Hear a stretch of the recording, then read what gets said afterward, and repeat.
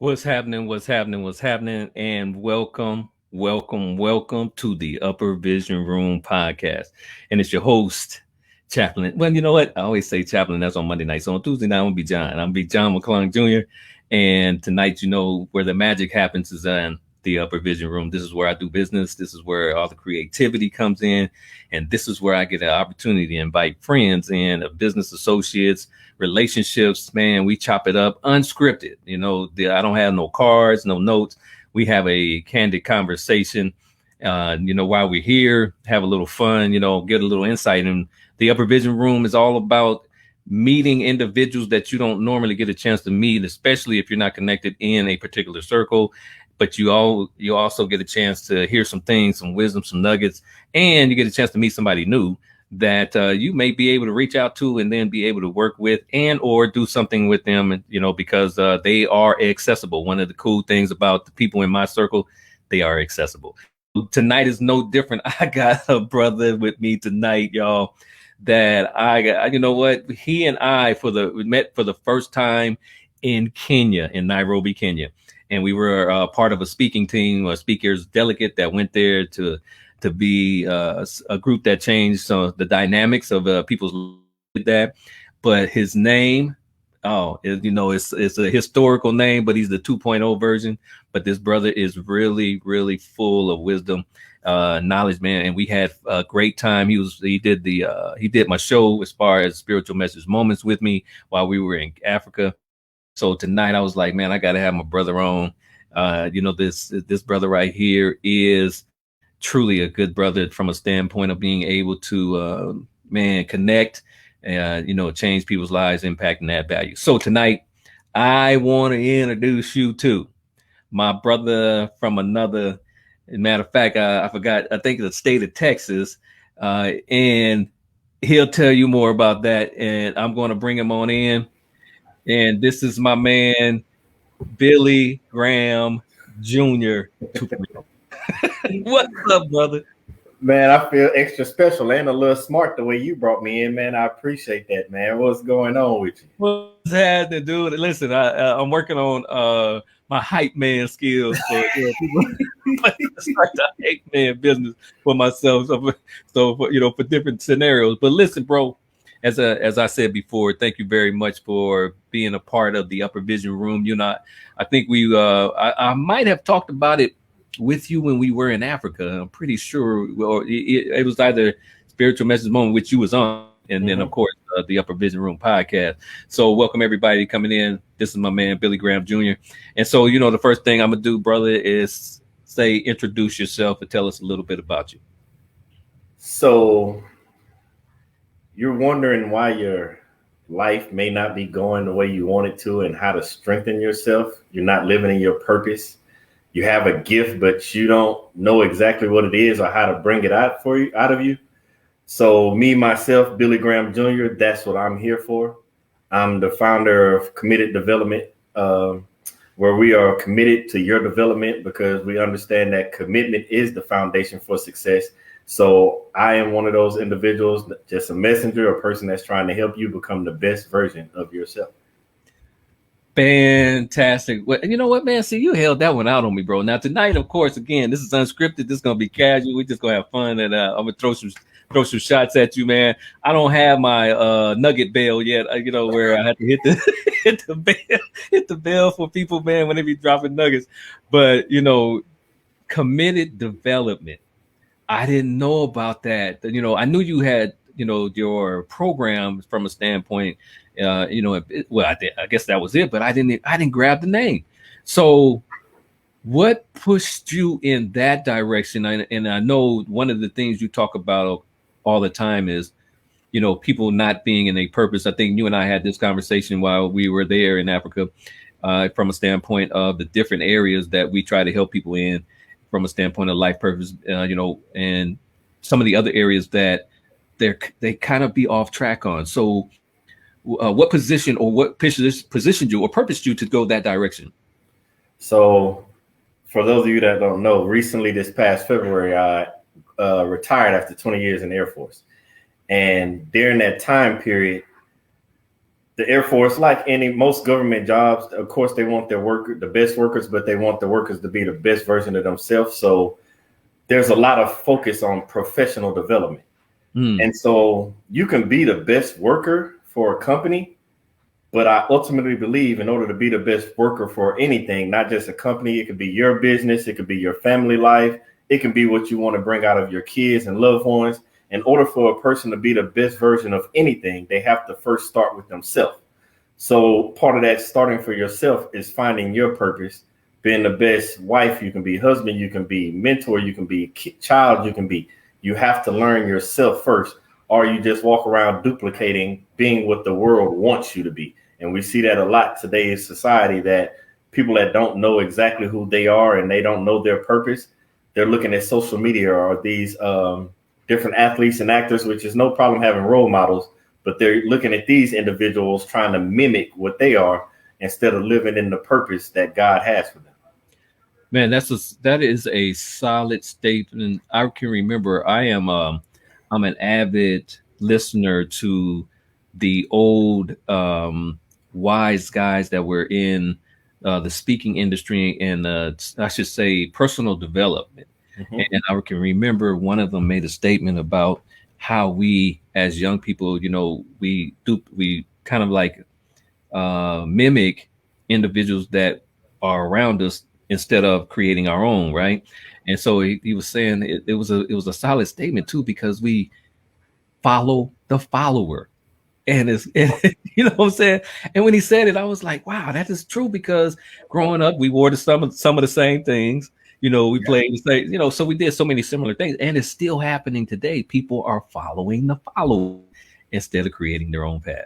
And Yes, so it sounds I've like been guilty of it. you're getting people out of the situation of following the follower, which is cool. So let me ask you this: with what you do from a standpoint of the clients that you bring on, that the ones that call you, what do you find are the top two things that you have challenges with when they come to you?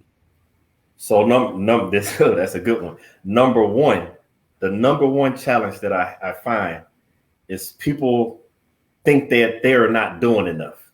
They think that they're behind because the world has put this stigma on: you should be married by this age, have kids by this age, be at this position in your job by this age. So they start to doubt themselves because they're not where they see certain people are. But what the biggest thing I try to help them with that one is, what you're looking at is people online, because let's be honest, when you see people's story, you never hardly see the part in between that got them to where they are. Yes, we have our famous people. We know about the Bill Gates, dropped out of college. We know about the Mark Zuckerbergs. We know about all of them. We know about Jeff Bezos, who started in the garage, Harley Davidson in the garage. But nobody nowadays, when you see famous people or people that they are trying to mimic or follow, you don't see that in between. So they just can go off of what they see, and they think they're behind, not understanding that the people that they're looking at make up less than 1% of the population. The average person is not where that person is. Things fell in the right place. They operated in the purpose that they were given, and they're at that level. That doesn't mean you're behind, because the best way I can say it, rest in peace, Nipsey Hussle, he said it's a marathon, not a race. And people are so busy trying to keep up with others, and they don't know the backstory, not realizing that they are already in the prime position, ready to make the next move, but they can't because they're stuck watching others. So that would be the one thing, thinking they're not advancing the way they are supposed to. And then the second part is people not believing that they are enough. People tend to think, because we hear it all the time, network, friends, who's in your circle. People get under that illusion that they can't do it without somebody else, when actually everything that you need to be great, to be successful, is already within you. You have everything you need. Now you just have to watch who you're looking at, though. For example, I love basketball. I look at Michael Jordan, LeBron James. Yes, you can have the work ethic to get certain things, but I can't model my life around LeBron James. I'm not 6'8", 225. Like, that's nothing in my frame or my feature. Right. So you have to look within yourself and realize what you have within, which was, for me, during my time in the military, over time, talking to different people, different mentors and friends, I realized that it wasn't necessarily my physical or athletic attributes. It was my mental attributes. I was blocking myself mentally from positioning myself to operate in my purpose, not just to benefit others, but help bring my family to another level. So those are the two things, people thinking that they're supposed to be where they're supposed to be at a certain point in life, and people that don't think they're enough to get where they want to be in life. Those would be the top two I deal with. Man, I'll tell you what, if there was, and there is, of course, a top five things that get in the way, I think you can do one A and one B. Most cases, you're in your own way, and then what you just said as far as one A or one B, and then the number two, not believing we are enough, knowing that you really don't know how many fruit are going to come out of the seed until it's actually planted and it goes through its process to Yes. actually bear fruit. And then you find out it's overflowing with plenty season after season after season, which says, as for us at seeds, until we actually mature to the point where we can bear fruit. And then we find out we got all these things coming up out of us. So, for you have, I want to talk a little bit about your military, because I know that it provided this awesome, or this amazing structure that allows you to go or go into business, especially in the area in which you're speaking. How much of an effect did it really have? Did it have on you? Migrating from those amount of years that you invested to what you're doing now. So for me, that's why when I have this big thing where if you want to tell God your plan, watch God get a good laugh. So after like my first 5 years in the military, I was working on planes. Like I was downloading planes, uploading cargo on planes, passengers, deploying, the person that you wanted who cleans the plane, the bathrooms, all that was all under the realm that I was in. But I knew I wasn't spending enough time with my family. And anybody that knows me knows that I'm a family man, regardless if we're just sitting on the couch looking at TV all day. I just being around family. So I was like, I need a new job. And the job that I get fell into the education and training realm. I was an education and training manager. And so over the next 15 years, I was learning about teaching and educating people, helping them get the best, to be the best at their job. Because remember, I told you, professional development, be the best at their job, be a better person for the job while investing a little bit into themselves as well. And so over that time, of course, you make rank, you get to different tiers of the ranking structure. And I just so happen to be blessed enough to get to that senior NCO tier, which is where you get groomed as an NCO to start leading your teams, the people that are around you. But when you start stepping into that senior NCO tier, you're given more responsibility of leading teams, leading people, managing programs and developing programs, stuff of that nature. And so when all that transitioned over, it worked out great for me, because when you go to these different courses throughout your career, you not just learn how to do the professional development side of it, you also learn to do the people side. Because as we all know, everybody comes from different background, different walks of life. Right. And in the military, it's no different. You can be from up north, down south. You can be from a different country that came over and got citizenship, joined the military. So different backgrounds and ethnicities made you learn to have to figure out how to work with people and know where people were best suited and best for the job, as well as how to manage situations that arose, whether it be their personal life, professional life. You had to know how to help counsel those individuals. So when I retired, it just all shifted into one. And when I got out, it was probably before I got out. It was during COVID. When I saw the people say, like, we need the certain workers, certain people got laid off, or they just would flat out tell you, like, no, you're not needed right now. Like what's the word that they use for? The essential worker. Yeah. You are essential. So when you say you're not essential worker to somebody and they laid off or sitting at home, that's when it starts triggering those thoughts again. I'm not enough. Or maybe if I would have been where this person was at, I would be considered essential. And people were depressed. They were not able to. A lot of people weren't able to cope. And that's when the program started generating, like, well, I love the military. I loved everything. I wasn't forced out to retire or none of that. But I started realizing my purpose, that I was helping the military, but the military makes up also that less than 1%, like you know what I'm saying? So I started looking like, oh my gosh, it's like 99% over here that need the help. Not that I can do it all by myself. It's people already out there doing it, but I can join that fight. I serve the country over here. Now let me serve individuals over here that don't have access to this same exact information. And the reason I thought like that, because one of the classes I taught was called Green Dot, and it was all about sexual assault, domestic violence, suicide prevention, all of that nature. And I had a chief one time say he went to a funeral and he was like, how did y'all, his nephew committed suicide? And they were like, how did you not recognize the signs? And his family was like, how do you know the signs? And he was like, well, we get training on this every year in the military. And his family told him, well, we're not in the military. And light bulb went off. It was like, I have this knowledge that the government has given me. I can't just throw it away, but at the same time, I can use it to help others. Man, listen, I'm glad we on the same team, because I just heard you say something that I think really has an opportunity to have some amazing growth. And it's something that I've dealt with from a standpoint of helping individuals, as well as seeing people go through it and being close to them.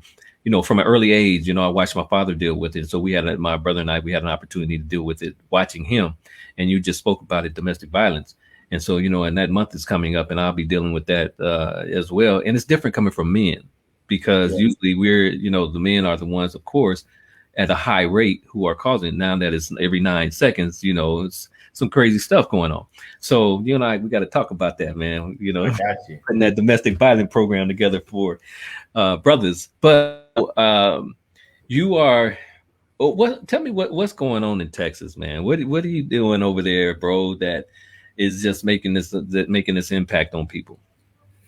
So as of right now, still branching out in Texas, trying to get with certain people, certain individuals. One of them you already know, EB. Got a meeting with him tomorrow, so we can start taking the things that we gathered from Africa and connecting the different experiences we have, the different ventures that we're on, and putting them together so that we can work together. Because remember, I told you, you've heard, many people have heard it before. If you want to go fast, go alone. But if you want to go far, go together. So it's not me trying to do it by myself. It's me working with others that are going to make the same positive change for across not just Texas, but across the world. But the first place you have to start is in your backyard. And so me and EB, we're going to be working on some things to get started in Texas, as well as bringing knowledge to everybody else around the world. Man, I just got a snippet right before you and I came on with Dr. West, throwing them boulders out, man, talking about multiplying. If you're a 1 or a 0, yes. Who you doing? You ain't supposed to be with you can't be with a 1 and a 0. You need to start with 2s and up. Exactly. And as always, he's consistently dropping some stuff. But you have developed, based on 15 years, from a standpoint of helping people, and you and I would, of course, and others would be considering that personal development as well. And I like the 3 phrases in the back: grind, execution, and hustle. It sounds like something that you have been doing, because you did it while, when I first met you. So, what do you find that, in the work that you're doing, what do you find for yourself that might be like your challenges, as far as your challenges moving in the direction, or moving people in the direction? We already got the 1-2 punch, but I know that you and I, because of what we do, you're just getting into public speaking, correct? Is that, if I'm remember? Yeah. So you're getting ready to see an area that really will expand some of the things you're doing, especially in personal development. But what have you found is your biggest challenges?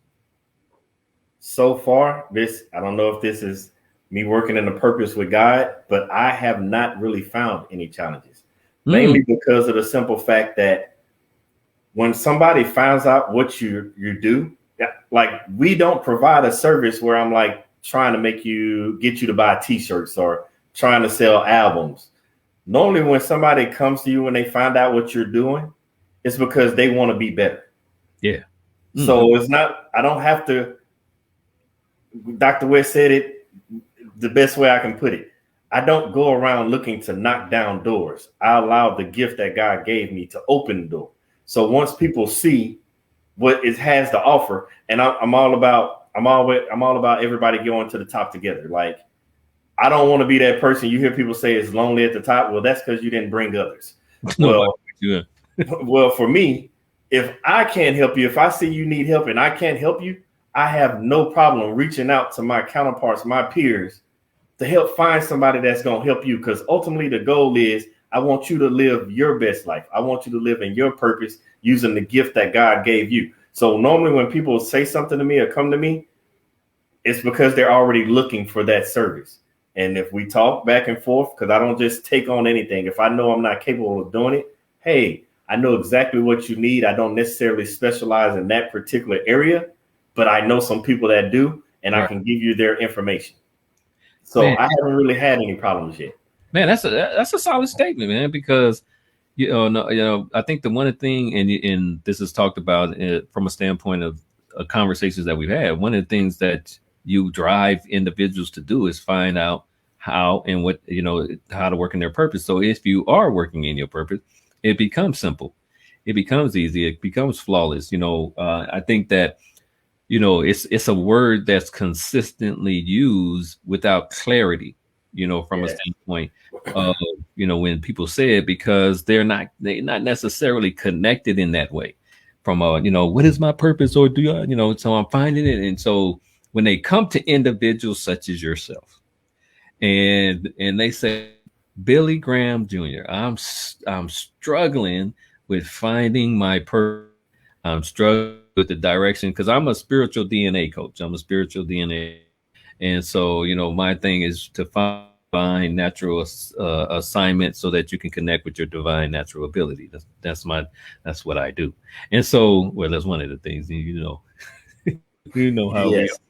So, what is your top 2 steps that a raw individual comes and sits with you and, and listen, here's where I'm at, what is the wisdom that you develop, place in those individuals to begin to find out which direction to push them in? So it's not necessarily a 2-step thing. Okay. Matter of fact, it's something that is in the book that I'm writing right now, Gift Seeker.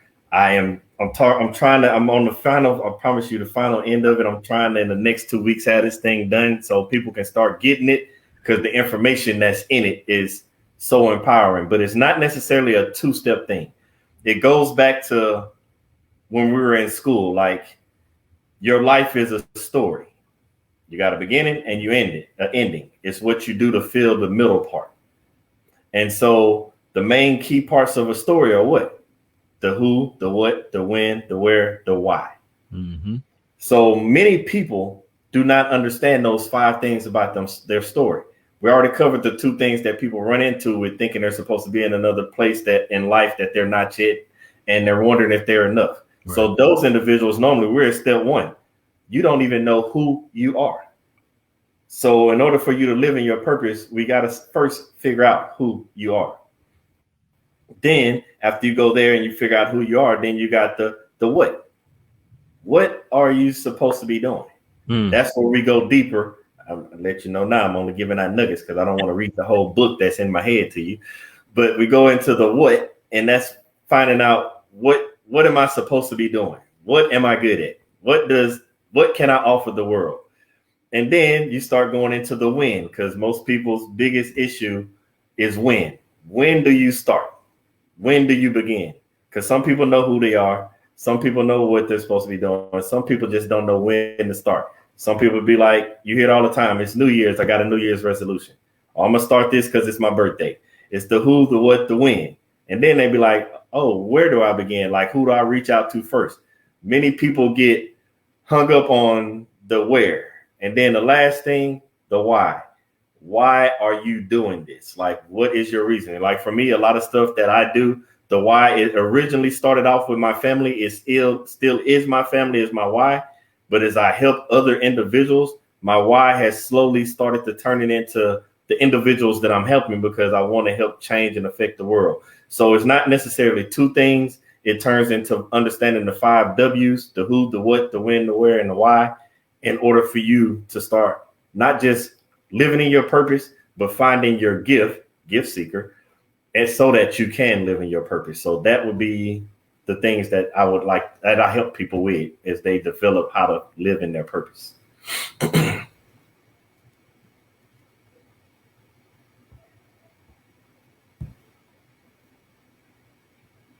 Well, looks like I lost my friend. John, you still there? Well, John's not here. Don't know where he disappeared to.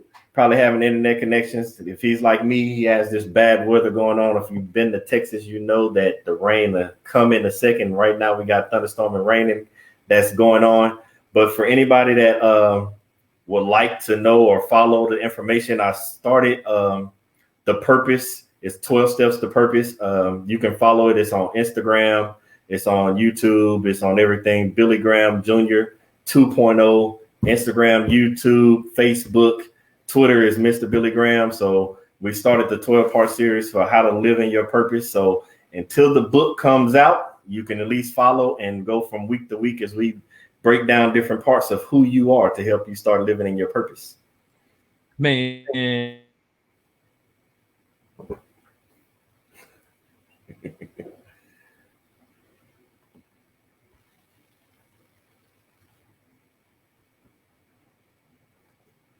I think I lost you again.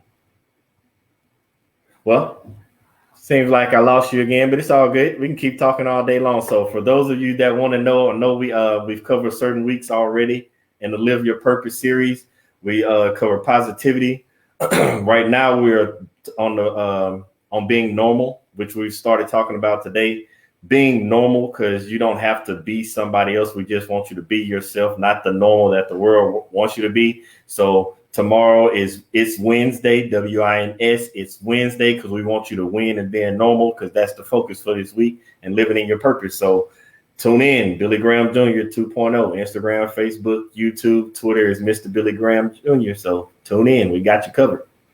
Man, sounds like a plan. I've been watching that too, man. I've been checking it out on Instagram from a standpoint of watching. It surprised me the first time. I was like, wait a second, when he started doing stuff and ain't saying nothing. Like, my boy ain't send no note to me, so I can check it out. But I liked it because you get that what is it, about 1 minute that you do? So yes, I try to keep it 1 minute, because people are it's the first. I drop them early in the morning. It's the first thing in the morning. It's the thing to keep you going. And when you're trying to get to work, got kids, or trying to get off to school, you don't necessarily have the time to sit there and listen to 30-minute, 60-minute motivational. Yeah. So you need those nuggets for the day to get you through that day. And as we build up the repetition, they say 21 days to change something, 30 days. Everybody has a timeline. But me, I feel like once stuff just hits you on a regular basis, that's when you get accustomed to it. It's like going to the gym when you start getting that workout. So I didn't want to just drop something on a Monday, because we're trying to get you to live in your purpose. So from Monday to Friday, if I don't give you anything else to keep you going like everybody else does, then you lost that fuel and you got to wait back around to Monday. It's no different in church. You see people go to church on Sunday. They ready to go after church, go into Monday. An obstacle hits them on Tuesday and they got to wait till Sunday to go back to church. Like, no, I'm trying to get this, because this is your life. In order to live in your purpose, you have to wake up every day with this purpose. Now, don't get me wrong. You do take breaks. You do get to kick your feet up and relax. But in order to live in your purpose and operate in your gift, you got to wake up in go mode every day. And only way to do that is if I and others, because I'm not by myself, others help get you there. So no matter if you're listening to me or anybody else's platform, we just want you to listen to somebody, because we all got the same goal in mind, and that's just for you to be the best version of yourself. No doubt about it, man. And me, for the last 5 years, man, every week I've been doing spiritual message moments. And so, I'm coming up on my 5th year anniversary next month, and I haven't missed a week. And, I kept thinking, man, should I do, do I do more and all those? And then, of course, you and I talked earlier with the amount of content I have. I could do one every day for the next 3 years. That's how much content I have. Exactly. I need to do that. Especially, the one thing that I will be doing is the motivational videos, because of course, being a editing guy, a video guy, I can come up with some stuff. So Africa, I got, we got to talk about it, bro. Oh Yeah. my goodness. So Billy, what was Africa like for you, man? If I can sum it up real fast, but it ain't even real fast. It's just two words: life changing. That going after. So in the military, I've been to many countries. I've lived all over the place, from Korea, Italy. Like I've been all over. You could think of it: Germany, Asia. You think of it, I've most likely been. I haven't made it everywhere, but the big ones I have, except for Africa. And when I went there, not was it just life changing? It was a feeling. Mm-hmm. Yeah. And the only way I can describe that feeling is home. Like, after a long day, even if you go on vacation, you get to a point where you just like, I want to go home. Now, don't get me wrong. I love the United States. I love my house here. Like, I love that. But it was that feeling of, I feel like I'm at home. It was life changing. What do you think? Because of course we spent what 10 days, I think. Well, Yeah, it's about 10 days. Like 10 days. Yeah, I think it was 10 days because you were there at the first part. Well, the first couple of days all the way to the end. So yeah, we were there about 10 days. And what do you think was the impact, especially when it came to what you're doing from a standpoint of the personal development? How did it open your eyes there versus here? So for the big eye opener is in America, we have no excuses. None. What we all saw, we saw individuals not just with smiles on their faces. They didn't let things get them down. Like they were out there doing whatever they could to provide for their family, to get better ahead in life. And I've seen it so many times, from kids to the oldest person. It could be like, oh, mom and dad won't buy me the newest Jordans, or, oh, I can't get that new car, or, oh, I want a bigger house. And I'm like, you want a bigger house? Like, you have a house and you want a bigger house. Whereas I've seen people with smiles on their faces living in what is considered the slums there, even though in America, if you want to equate it, we call it the ghetto. They call it the slums. So I don't care where you go. Like, yes, I know the media and all that shows you what they always do, the poor parts of Africa, but everywhere has poor parts. I can go around the United States and only film the poor parts and make you think United States is horrible. That's nothing, right? But that's not how the case was in Africa. Like, but the difference was the people that were living in these areas that were impoverished, they still were making a way. Like we still make a way, but they were making a way with that smile on their face. They didn't, like, don't get me wrong. I know it's bad parts everywhere. I'm not saying that Africa doesn't have bad parts, but that sense of working together to try to get ahead, not the crab in the barrel syndrome, not the comparing of you're better than me, I want what you want kind of thing. I didn't get that feeling. I didn't see that. Not saying it's not there, but that right there of the thing that stuck out was we have no reason to complain. We think we're not doing enough, which I think a lot of us, including myself, aren't doing enough, because I saw what I saw and I was like, I could be doing more, right? Not just for myself and my family, but to help others, because they were doing it with little to nothing. Like, if I explained it the best way I can explain it, we as America, we will worry about getting our kids the best clothes and the shoes, you know what I'm saying? Want our kids to look good, representation of the family. In Africa, there are certain schools, because they pay to go to certain schools, and it'll be like $250 for the 3 months. Right. And I'm like, so you mean to tell me if we factor in summertime, it costs this individual this one child $750 to go to school for the year, and they'll be good? And you sit there, and when you realize that they're fighting just for that education, the one we get for free, and half the time we don't want to go. I'm just as guilty. It was times I didn't want to go to school, even all through college. And it's like, wow, $750, they go to school. Like, majority of Americans, I can't speak for everybody, but a good majority I'm pretty sure can say they blow 750, let alone in a month versus a whole year. True enough. So we have no excuses. We can be doing more, not just as an individual, not just as a circle or family, but as a country, we could be doing more. You and I had an opportunity to like ride together. Of course, we spoke together, had some great conversations, got up early in the morning. and Here we go to sleep. And the one thing that I think, and you hit on it first off, is, we'd have no excuses. And then also the feeling of being at home. I tell people that it felt like we were on holy ground because every area that we got a chance to visit had this amazing spiritual feeling that you couldn't even deny the fact that when you walked into it, it consumed you. Exactly. We pull on a block, or in one part of the village, man, they singing, you can hear it all the way down the block, as far as the places we're going to. When we went in to speak, we walk in, they having, service or whatever was singing. And so of course, to both of us, that was extremely impactful because it changed the way that we approached a certain thing. So I'm gonna ask you this question. How did it change the way that you decided to speak while we were there?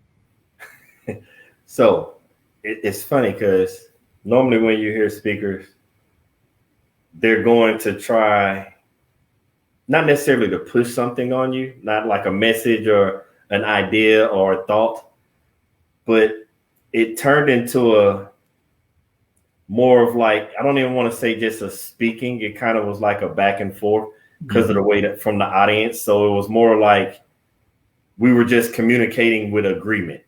Like, because the best way I can put it is I was inspired more by the people in the audience than I probably inspired them. Wow. And it sounds crazy to some people, but the vibe and the aura that they gave out allowed me to go to a level that I don't think I've ever went when speaking, to just, I don't even call it speaking. I became like a messenger. Yeah. I was passing a message, because I'm not even gonna lie. Some of the times when I stood up, the thing that probably popped in my head in the beginning to start talking about, the message slowly changed based on what the crowd and the audience was giving off. Yeah. Positive vibes, positive aura. So it didn't even become a speaking thing anymore. It became a relay. They gave something came through me. God put something back down through me, and that thing came out as a message to them. I basically felt like a vessel just relaying a message. It wasn't, sometimes I wasn't even saying what I thought I was going to start saying. Right. And then next thing I knew, you've seen it a couple of times. Next thing you know, you're jumping around. You got the all in the top of your voice. Look like you almost like a pastor up there preaching, doing everything but singing because of what the vibe and the aura that is given off. Because I spoke many places, but normally you get the people in the audience just right. That wasn't the case. Right. It was like everybody was engaged and it just gave off an energy. I can't even explain the energy. It just gave off a vibe that was like no other.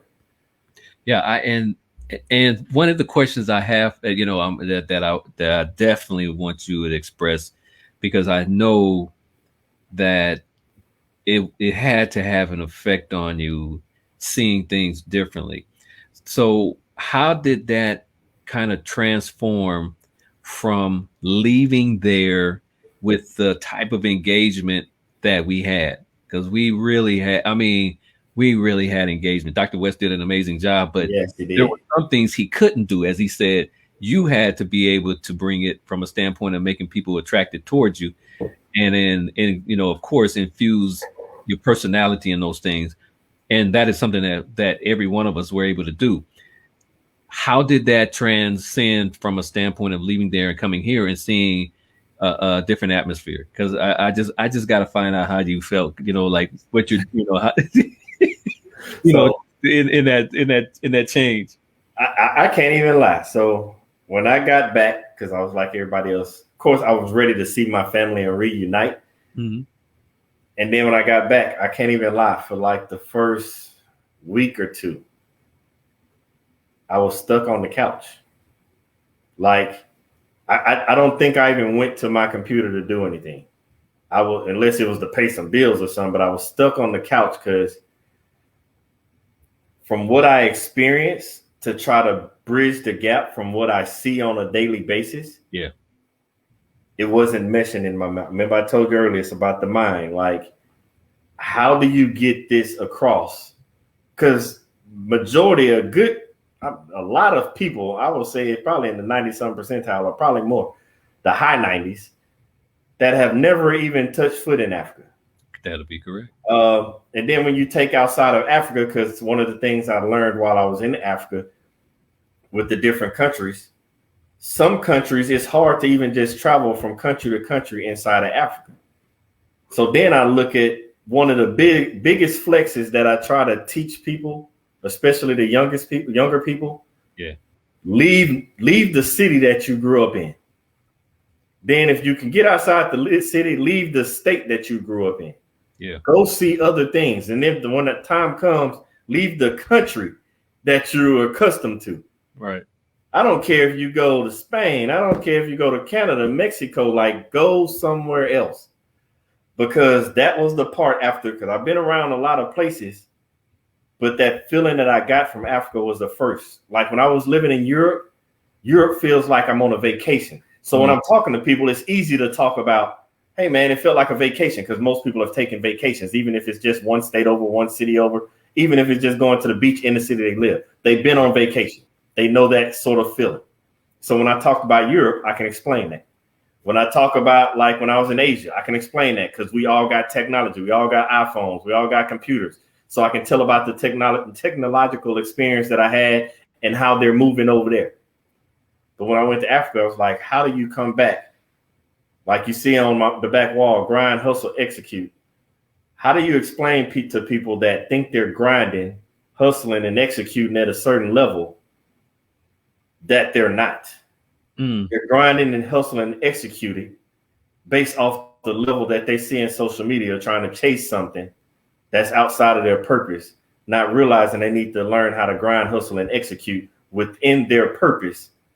And they're going to reach not just a monetary value, but a physical and a mental value that they will never have felt if they have never left anywhere to see it. So for that 2 weeks, I was sitting there, how do I bridge this gap? Right. Because that's the biggest gap to bridge, which is why you said I didn't say anything when the video started, because that's one of those ways I'm like, well, first, in order to bridge this gap, I have to start at the bottom, the foundation. Commitment is the foundation of success. In order for me to build this, I have to start with the foundation. So that's what started the videos that I post every day, Monday through Friday. It's more to go with it, but I can't give everybody the rooftop if I haven't put the foundation down, then built the walls, insulated it, and then put the roof on it. So right now we're in the foundation stage because I'm trying to bridge the gap of what I felt when I came back from Africa and sat on my couch for like a week or two, trying to figure out how to get people to understand how to grind, hustle, and execute within themselves. And that's, of course, you from a standpoint of motivational speaking, the different individuals you hear, which many of them are in the same voice pattern from a standpoint of the things that they, push people in, the grind, the execution, the hustle. And I like the fact that you talk about doing that internally versus externally. And I feel for you, bro, on the first 2 weeks. Bro, hey, Billy, that first 2 weeks back home was tough. And it was tough because we saw something, man, that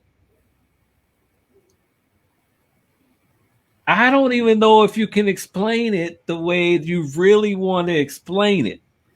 Because of course, most of our life, I'm gonna let you hit this with that. The most of our life, we've been shown something differently. We've been told something differently. And then for us to go in and go there in the area of expertise that we were being invited to come there for, to be able to do that, but then to be impacted by the environment that we have so solidly said that or had it conditioned in us or implanted in us, that's not where you want to go. You don't need to, because we saw it a particular way. And then to be able to see the beauty of this place and the people. When I came back, I was lost. I was like, what in heaven's name happened to me? I don't want to be here. I went through, and I've recently just spoke about there's 4 things that happen to you there's 4 things you do when certain things happen to you. You go into shock, you go into denial, you go into disbelief, and then reality hits you. I had all 4. Yeah, thank you. And it was dramatic. And I tell people, if there is one experience in life, and I know a lot of people say, I don't want to go. If there's one experience in life that will mess you up, it's that experience. So I'm agreeing with you. And the best way I can put it, because I don't want everybody to think that Africa is where you got to go, because I got people that I know from everywhere. When I'm saying Africa, I want you to consider your particular homeland. Like if you are from like an Italian background and you've never been to Italy because your grandparents are migrated over and you've never been, you just know the stories you've been told, the food you ate, the different things that were traditions. If you've never been to Germany, but you got a German background, a British background, never been to UK, like if you got certain backgrounds and you've never been back, because I have friends that I know that are from the Japanese background, never been to Japan, never been to China, never been to Korea, but they come from that background. So when I say to get that feeling, my ancestors come from the African background. So I know what was told to me through the stories, what was told to me through history, some of the traditions that are still passed on and carried on. So when I walked off that plane, not only seeing everybody that looks like me, but operating in the traditions you've only been told about, you're like, wow. Yeah.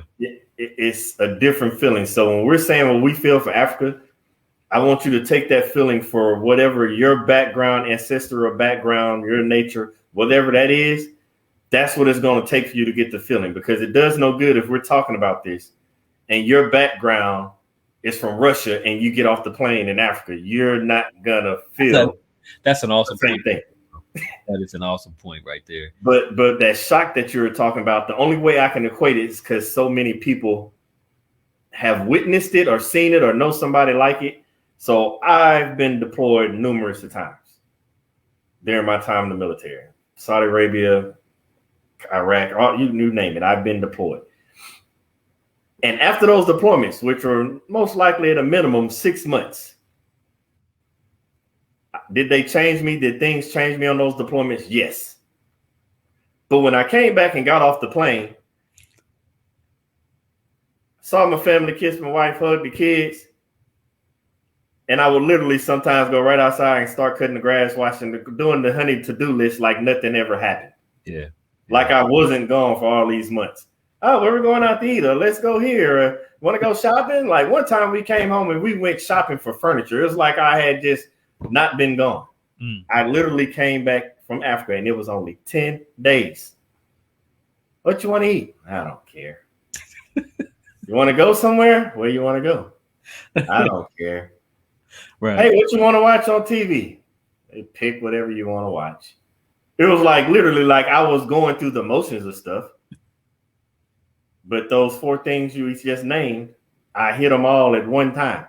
And it kept me plastered to that couch for 2 weeks. So that feeling, not that it's a good feeling, but if you want to understand, you have to go to where your roots and nature, that place. And if you've been to that place before you're lucky. You're one of the chosen few that got to go to where your homeland, motherland, however you want to call it, Africa's motherland. I don't know what other countries call their land, but if you haven't went back to your roots, then that's the only way I can explain for you to get that particular feeling.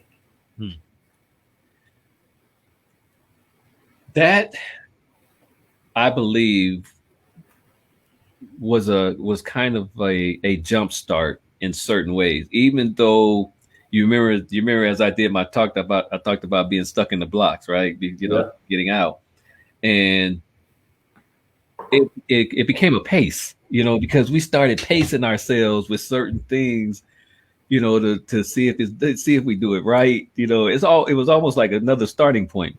So right now, and so this is one of the questions that I ask in the unscripted version of the Upper Vision Room, where everybody come in and they just be themselves, like my main man Billy Graham Jr. What do you consider, because you've had to work on life balance, especially being in the military and traveling and then having to balance that. But what do you consider the pain points that you've had to deal with yourself, especially coming out of that environment that we were in, coming back into this environment, and having to go through that process, and then having to rebalance? What was considered the pain points that you had to recognize that can help other people as well? That's a good one, and I think I might have something. So growing up, I was an athlete. Like, there was like literally no time off because I played all sports: football, basketball, track. Summertime, I got to admit, I was one of those kids. My mom kept me busy to keep me out of trouble. I was one of those kids. So between church and sports, that's all I did. So when I walked on, because I wasn't the best at no particular sport. I wasn't the best. But when I hit the field, or I hit the court, or I hit the track, I had a purpose. I had the purpose of trying to be the best me that I can be every time I stepped out on that field, course, or track. I didn't care about my competition. And so over the years, and there are people like that as well that grew up, that's in gift seekers, I can't get that part away. Over the years, you grow up and you lose a little bit of something from your youth. Yeah. And so when I did that transition, like many others, whether you're transitioning from college to the workforce, or transitioning between jobs to jobs, whether you're going from being a 9-to-5 worker to an entrepreneur, or in my case, retire, becoming an entrepreneur, it's certain parts that you hit missing you slowly lose that purpose, that purpose I had when I touched the football field, the court, of the track. You start working to work, or you're in a relationship to be in a relationship. You're basically counting down to everything's over, till your life is over. Instead, you should be finding purpose in your work. You should be finding purpose in your relationship, not just working till you get, because most of us go to work and what do? What time do we get off? Okay. You're not finding purpose in your work because you're looking at the time that you're trying to get off instead of finding the purpose of why you're there, or what purpose you're going to use this job to do, whether it be take the money from that 9-to-5, invest, or go get real estate, put some for you're not finding that purpose. Same with a relationship. Instead of you having that relationship trying to find the purpose, you're trying to find, what can my mate do for me? What can my mate do to make my life better? What can my mate do to me to make my life easier? And started finding the purpose in that relationship, and you growing and building together. So basically, all of us are just walking around as we transition through life, just living life to live life, all wondering when that day is going to come when we all die, basically living in fear of death. Instead, we should be working with a purpose, in a relationship with a purpose, living with a purpose, living with purpose, and our purpose on purpose. Ding, ding, ding, ding, ding, ding. I have my diamond bell. Oh man, that's I you know what, man, that right there is powerful, because in an everyday case, there are individuals who are walking around, as we have said, probably on many occasions, empty. There's no purpose gas filling them up. Nope. There's no octane. They don't have no oxygen. No. Nothing in that tank that's allowing them to actually go the next mile because it's empty. And we find ourselves, that in itself can be a big struggle big struggle because there's so much to fill them up with that sometimes you try to put diesel into regular and the nozzle doesn't fit. Yes. There's some things that you can possibly say that somehow doesn't fit people, at a point in their life, and they have to change the gas tank so that the nozzle fits right, and so I can appreciate that statement that you just made because because people are not living in their purpose on purpose for purpose. You had to say that again. You are not living in your purpose with purpose on purpose. On purpose. But I got something to caveat you with the gas tank right quick. You just said about the getting gas, but people are still forgetting they are the car. You already got the transmission fluid. You already got the oil. You already got the power steering fluid. You already got all the fluids that you need. AC coolant. You got everything you need already inside of you. Every now and then you just need a little bit more gas to get you going. But once that gas gets you going, you can go miles and miles and miles. Unless you're one of those people that need to stop by the gas station every single day, every 10, 20, 30 minutes. Once I fill you up or you get filled up by whoever you coach, motivational speaker, teacher, whoever it needs to be, that you get that little fill up and that top off, you're supposed to run with that same energy until it's time to tap back in again. You got everything you need already inside of you. Every now and then, you just need a boost. You need a coach. Michael Jordan, best basketball player ever. Could be debatable with LeBron, but guess what? They had a coach. Yeah, the coach. Everybody you could think of had a coach. So that's what, not just you, but me and anybody else. We're here to help you get to that next level. Even if it's not you coming to committed development, we're here for you. Every one of us work together so you can be filled up to be the best person you can be living in your purpose. It's been a pleasure, my brother. Tell me how my people can find you. So we talked about it earlier. Instagram, Facebook, YouTube, Billy Graham Jr. 2.0, Twitter, Mr. Billy Graham Jr. After coming back from Africa, after we talked about it, and we mentioned this many a time, the website, just for you to have now, is Committed Development. We are working on updating that because we learned so much while we were in Africa, but those updates are coming soon. Be on the lookout. Also follow and subscribe to all those things, because within the next couple of weeks, when Gift Seeker, Living Your Purpose, is completed, that's where you'll be able to find out how to buy it and purchase it, so you can get this information that you need to start not only living in your purpose, but living in your purpose by using the gift that God gave you. I love the title, man. I love the title. And of course, my friend, I love what you are doing. I love what what has developed personally in your life, especially using the gifts and talents and skills that you have learned over your military years to be able to transform them into the entrepreneurial lifestyle. It was certainly a pleasure hanging out with you in the motherland, and I'm looking forward to doing it again, man. Exactly. About before, and I'm also looking to make sure that, and we have to make sure that we get an opportunity to do something while we're here in the homeland versus the motherland. I told you I'm coming to Atlanta. We got some stuff to work on. Come on, we got work to do. So, ladies and gentlemen, this is my main man, Billy Graham Jr. 2.0. We added the 2.0 because he has an amazing name. If you know anything about this name, back in the 50s, the 60s, the 70s, it's a matter of fact, it's a person that my father was a good friend of, man. He knew the original. Well, I don't know about the original, but he knew the other Billy Graham, from a standpoint. Of course, he has a son that's a junior, but man, this is the brother Billy Graham Jr. 2.0, and we are thank you, man. Any last word, man, before we get up out of here? Only word I got is start living in your purpose, on purpose, with purpose. Man, listen, is that a tag? Is It's that a gonna, tag? Yet? it's gonna be now. Okay, It's about to making it. be now. You heard it Hey, here first.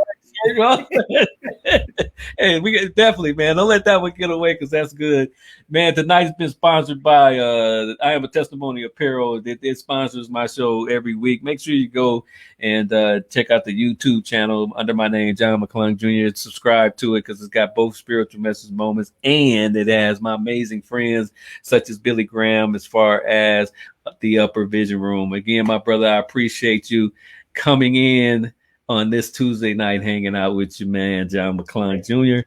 As usual, it's a pleasure. And we're going to do this again, man, Amen. especially now that I know you have the other intangible pieces that I believe two brothers could definitely magnify those things with the experiences and the information that we probably both have that can help a lot of men as well as women. So, Amen. ladies and gentlemen, thank you again for coming in tonight. Hang on, brother Billy. I'm gonna let the folks get up out of here, and appreciate you. See you next Tuesday for my next guest coming in next Tuesday. But tonight, my main man Billy Graham Jr. was in the mix. So we'll talk to you soon. Take care, everybody.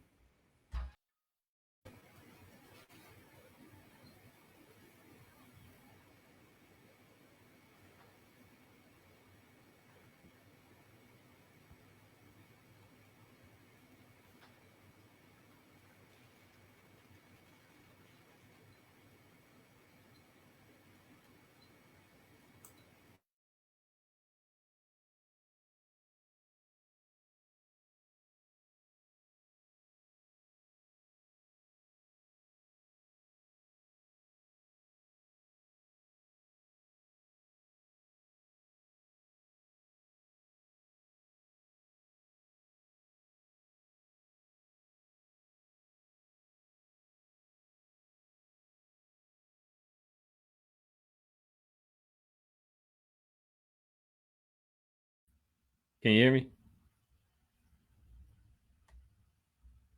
Looks like it's still live.